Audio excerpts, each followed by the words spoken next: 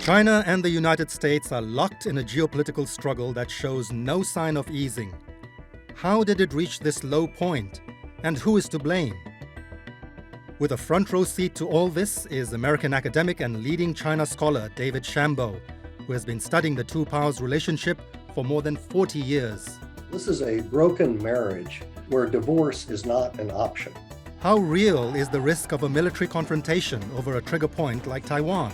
I don't think it is an exaggeration. There is a risk, and it's a not insubstantial risk. In this episode of Talking Post, we sit down with the director of the China Policy Program at George Washington University and author of the book China's Leaders from Mao to Now to discuss the threat of war, China's Communist Party, and more. I know very well the kind of hostility and anger and frustration that Chinese feel.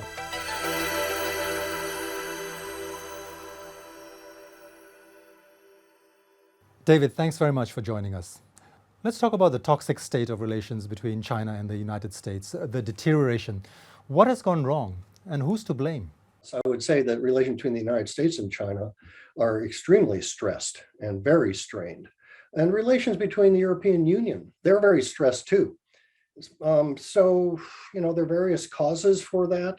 What I'm concerned about in both cases is that there's a kind of action-reaction spiral that's taking place. So one side will take an act, the other side, reciprocates or retaliates, and that is retaliated against. And that's a race to the bottom, right? That's not going to help either party.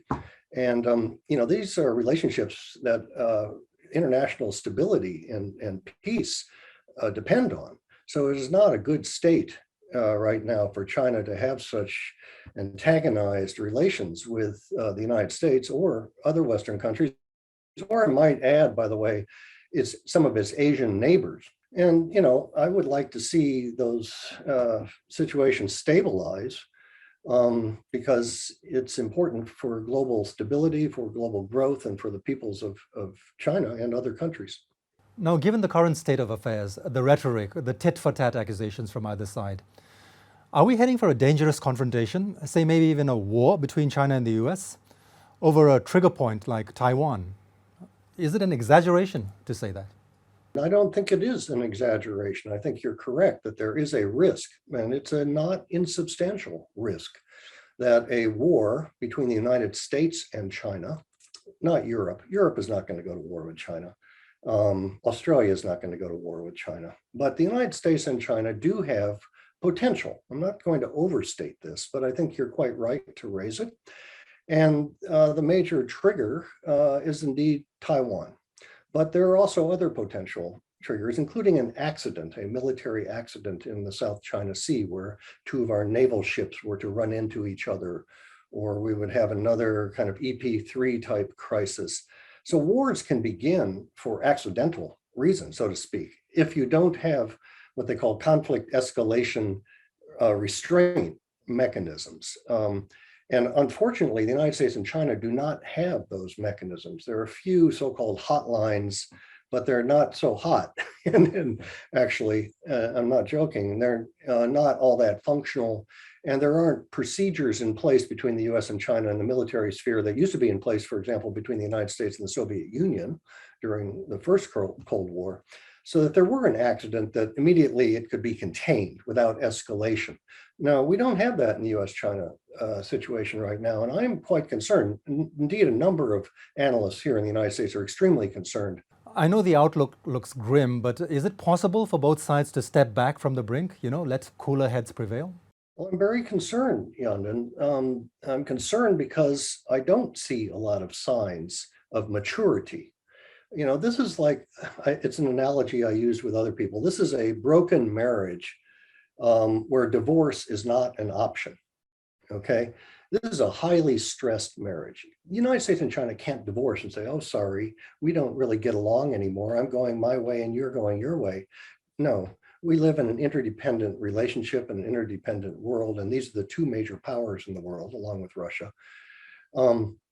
So we have to learn, like broken marriages perhaps, to kind of coexist as productively as possible and to stabilize the relationship. And I don't see, and I'm concerned like you apparently, I don't see a whole lot of kind of recognition of that on either, well, certainly on the Chinese side. Are you in touch with American officials to understand what their thinking is, where they're going? The American side is concerned about the state of relations, frustrated, but also concerned about Chinese behavior in a number of areas. Now, I know from the Chinese side, they're very concerned about American behavior. But what I'd like to put to the Chinese side is, are they as concerned about the deterioration and the lack of framework, as I say, to kind of manage the relationship as the Americans are? I don't really see that. I see a different kind of tone coming out of Beijing, sort of demanding, hubris, and kind of almost aggressiveness, diplomatic, verbal aggressiveness. It's a different kind of China. That's, we know the term wolf warrior diplomacy, right? Wolf warrior public diplomacy. Well, that's on display, I hate to say it, not just towards the United States, but a number of other countries. And, so that's a concern. I do my own commentary as well, and I've been accused of, the language that I use, I've been accused of jumping on that bandwagon, the wolf warrior stuff. But in fact, that kind of tone has always been used by Western governments. They're the ones who started it, and the response from China has always been bureaucratic, controlled, but not anymore, as you can see. So you can say that they've picked up that language from the West. Can you also understand that China is coming from, where China is coming from when it is under siege? It's under siege, a country under siege. If you look at a map of the South China Sea, you see all the US and its allied military bases, and they're surrounding China. All the guns are aimed at China. So you can understand China's position in all this.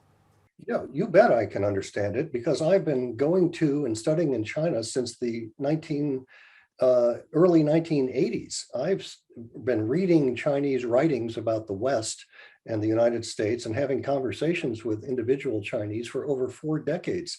I know very well the kind of hostility and anger and frustration that Chinese feel about the so-called 百年过去, right? The century of shame and humiliation. That's real history. China has been subjected to imperialist deprivations for a very long time. And there's been a very natural buildup of frustration on the part of the Chinese people, frustration on the one hand, and pride, genuine pride on the other. But the pride couldn't be expressed as long as China was weak. China is no longer weak. China is now strong and looking America directly in the eye. And therefore, the pride part of this is coming out. So it's no surprise to me, frankly. But it is a surprise to the rest of the world, because they haven't heard this until really the last 12, 18 months. They were accustomed to Tao Guangyang Hui kind of approaches, right? To bide your time and hide your brightness, a kind of lay low kind of approach that Deng Xiaoping had initiated. So the West and other countries were not accustomed to this kind of assertive, I would use the word assertive, not aggressive, assertive language. But now we have more assertive language, public diplomacy spokespersons in the foreign ministry and embassies overseas who are really speaking out and are beginning to call other countries to task, the way other countries, as you correctly point out, have been calling China to task for a very long time. So this is kind of an equalization, you might say. But I think it's going to take a while for China to kind of get through this phase of exuberance and hubris and kind of settle down a little bit.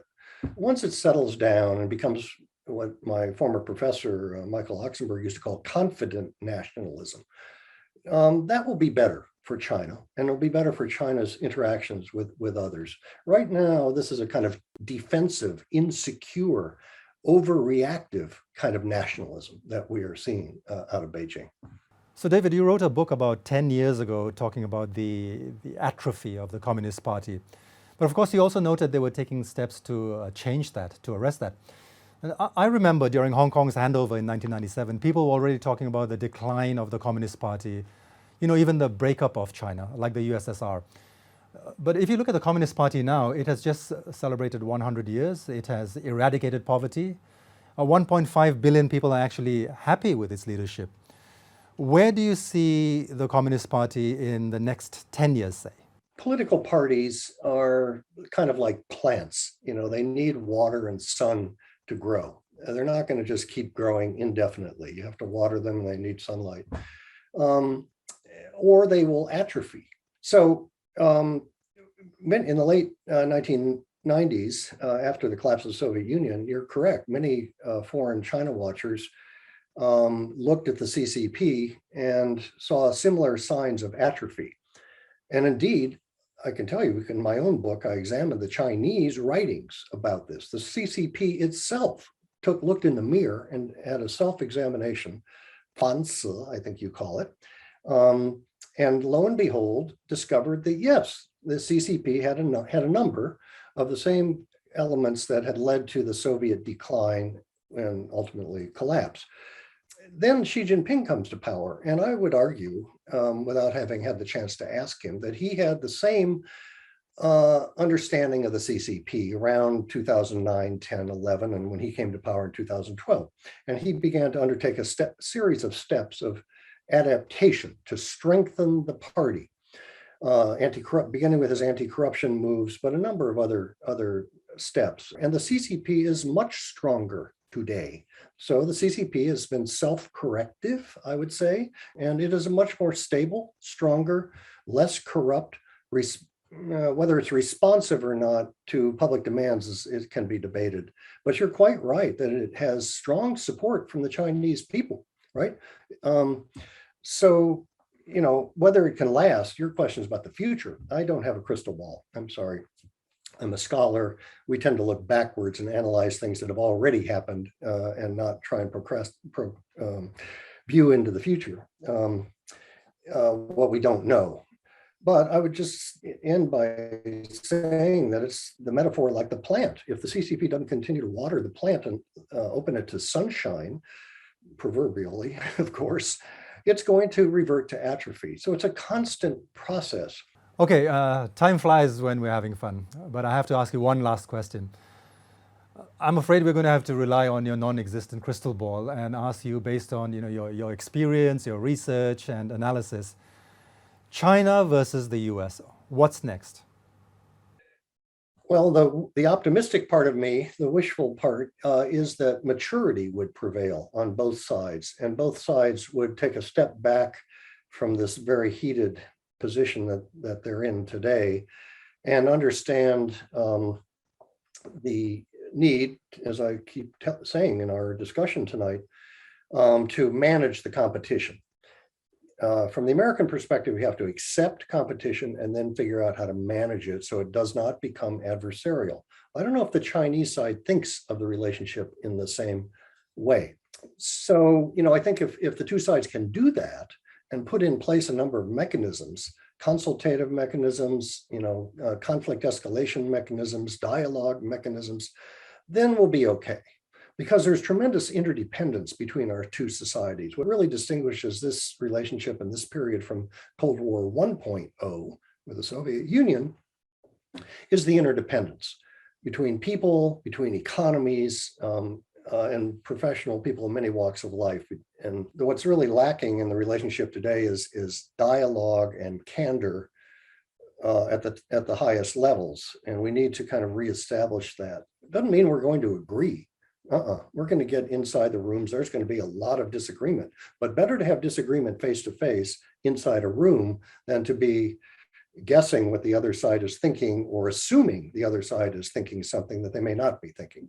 So I'm just in favor of trying to get those mechanisms restarted. So on that positive note, David, thank you very much for your time and expertise, and we'll chat again. Thanks very much, Yonden. Nice to see you.